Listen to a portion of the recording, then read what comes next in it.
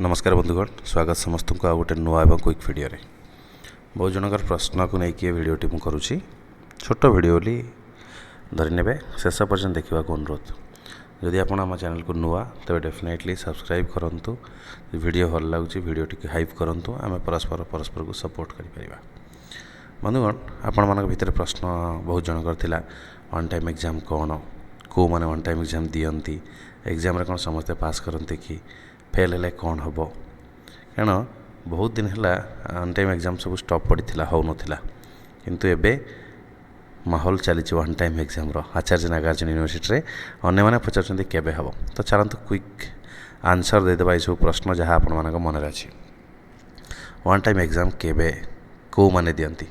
Andhra Pradesh state रे आम मैंने जितेबाला आंध्र प्रदेश स्टेट जो बीईडी एडमिशन होमती होना गोटे लोकल पिला गोटे आंध्र प्रदेश गोटे कॉमन एंट्रांस टेस्ट हुए।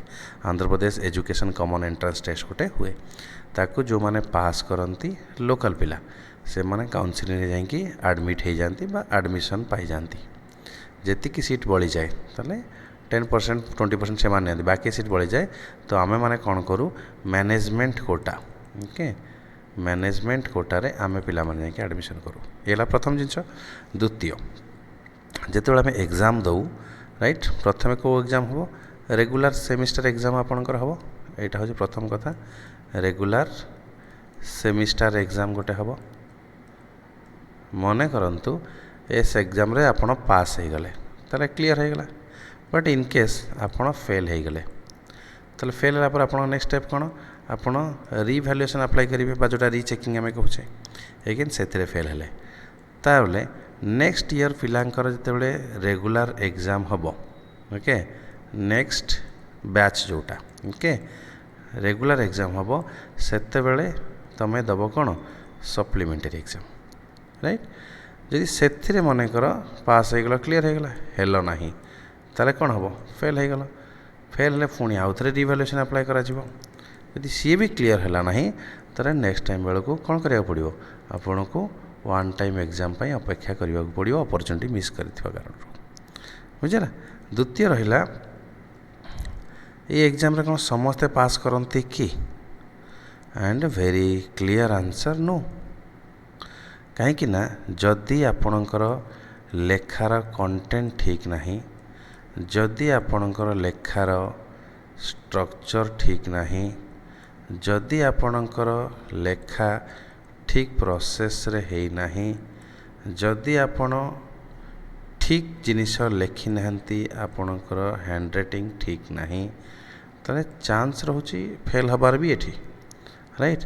ठीक कंटेंट नहीं, ठीक स्ट्रक्चर नहीं, ठीक प्रोसेस रे लेखा नहीं, हैंड राइटिंग परफेक्ट नहीं, तो पास रो चांसेस कम रहिबो, बहुत कम रहिबो और फेल रो चांसेस अधिक मध्य रहिबो।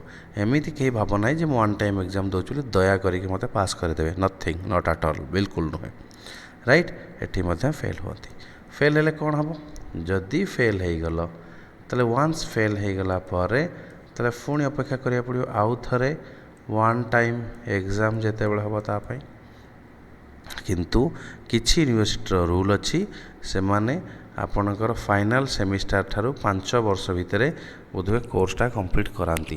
ता भीतर जो मैंने कोर्स कंप्लीट करे पारंतेनी तांको से माने कैंडिडेचर रिजेक्ट कर दियंते। तामान तमे बीडी आउ क्लियर करि परिबनी, जेतिकी पैसा जेतिकी समय बर्बाद करछो से बेकार हो गला बोली धरि निया जाए। एमती तांकर प्रोसेस अछि। तेणु करी जी भी बाहर बीडी करूछ खास करी एपी रे ताले चेष्टा कर गोटे अटेम्प्ट रे क्लियर करिवो नले रिवैल्यूएशन क्लियर कर दो।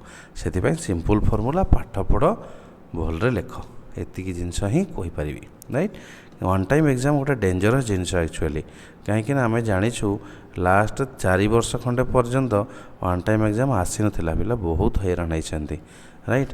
एंड आसिकी अपॉर्चुनिटी भी जदि किए पुणी फेल हो ताठ बड़ी बड़ हतभागा दुनिया कहीं ना। तेणुक निश्चय भलरे पाठ पढ़ंतु। बर्तमान जुलाई अधा है, अगस्ट अधा बेलू एग्जाम स्टार्ट हो राइट। बिल्कुल माने ताको लेस सीरियस नियंतु नहीं, सीरियसली नियंतु, पढ़ंतु। Thank you so much.